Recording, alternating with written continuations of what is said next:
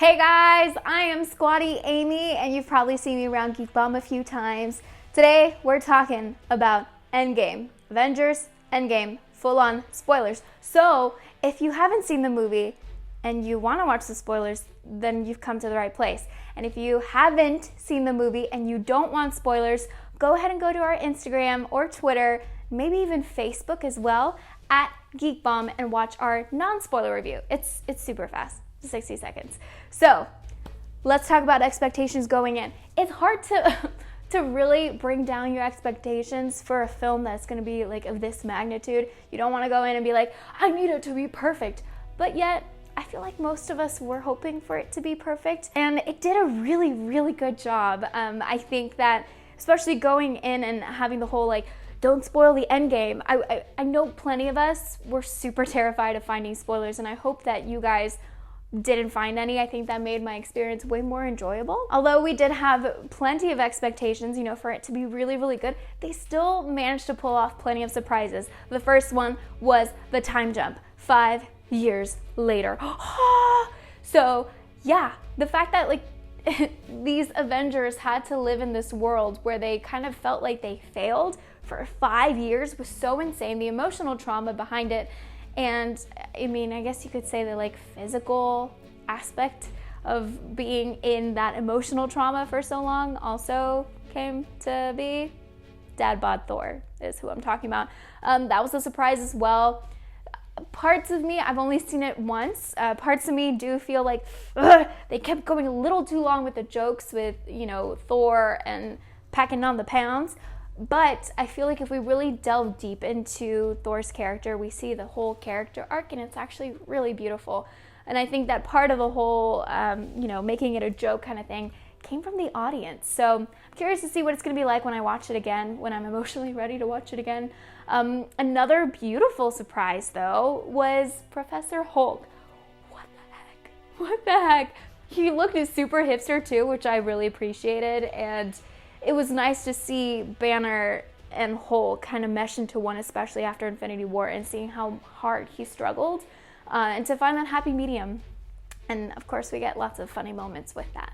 And now as far as my highlights, because gosh darn it, there's so many. I'm only going to touch on a few because this review could be like 10 hours long.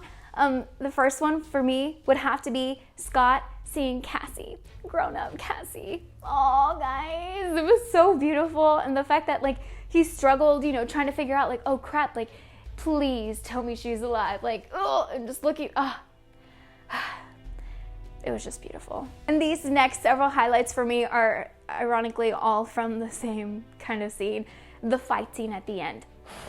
Okay, Cap picking up Mjolnir. Are you freaking kidding me? Like, we got a little bit of that tease in Age of Ultron, but the fact that like he fought with both his shield and Mjolnir was just so amazing, and to see Thor's reaction to it all was kind of ours, like, I knew it. It was just so powerful, and to see Cap really going at it, just like, yes! Another yes moment was seeing all the women of the MCU, most of the women of the MCU come together and be like, wah, ah, ah. It could have easily been extremely cheesy, and some might say that it did feel forced, but I've only seen it once, again, and I really freaking enjoyed it. I was sitting around two guys, and I was like, don't worry, I knew them. It's not like I was randomly, hitting strangers. But I was so into that moment because, heck, 10 years ago, 5 years ago, to see women in the MCU have such a, like, be so powerful was kind of, like, not super common. Then we got Captain Marvel, like, Valkyrie, like, things have changed, and I love that. And you guys, Wanda, are you kidding me? When she goes, she's like, to Thanos, you took everything from me. I don't even know who you are. You will. My cat's over is also freaking out. I love that so freaking much. So much.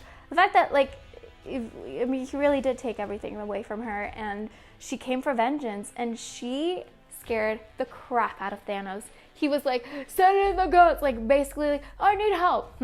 Another highlight for me was just seeing everyone come back. The moment that Hulk snaps and like everyone comes back, I was like, okay, so like where are they? I mean, it's gonna take a little bit of time for them to come to everyone, but when they start the full-on fight, it's like or what's gonna happen? Where are they gonna come from? And just to see everyone show up and everyone working together and to hear Avengers assemble.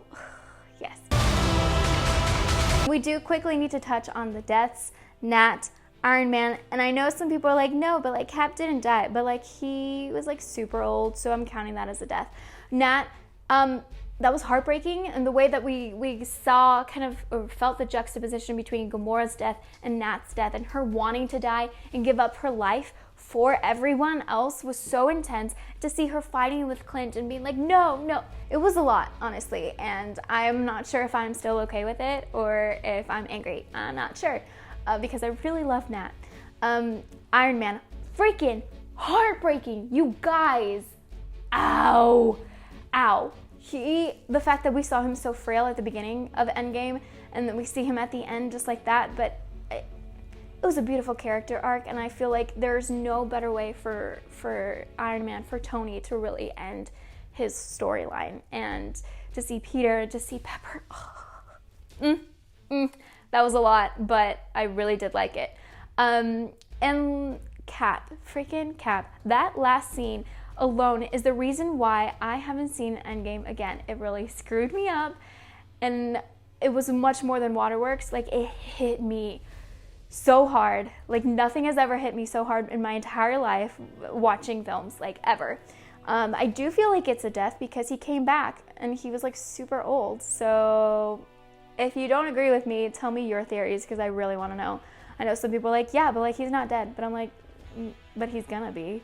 He spent his entire life with Peggy, and it's just so beautiful. I love it so much. So I'm not gonna say this is like a 1000% perfect film, because it's not. I don't feel like, well, maybe. No, maybe it is. Well, okay, here's the thing. The minor issues that I have with it are so small that I'm not even gonna point them out, but I do have to say one thing.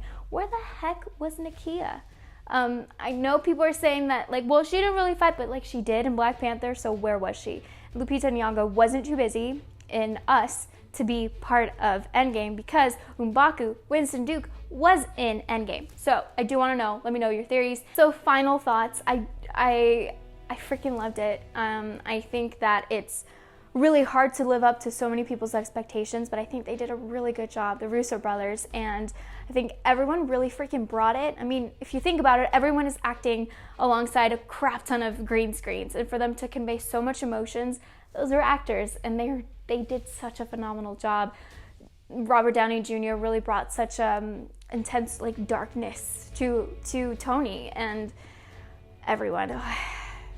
I could talk about this for years. So if you guys want to keep the conversation going, make sure you do so in the comments down below. Again, if you somehow want to watch the super small non-spoiler review of this, you can on our Instagram and our Twitter, and heck, even our Facebook at GeekBomb. So again, my name's Amy. You can find me on all social media at Amy Cassandra MTZ, and I will see you guys next time. Happy Endgaming.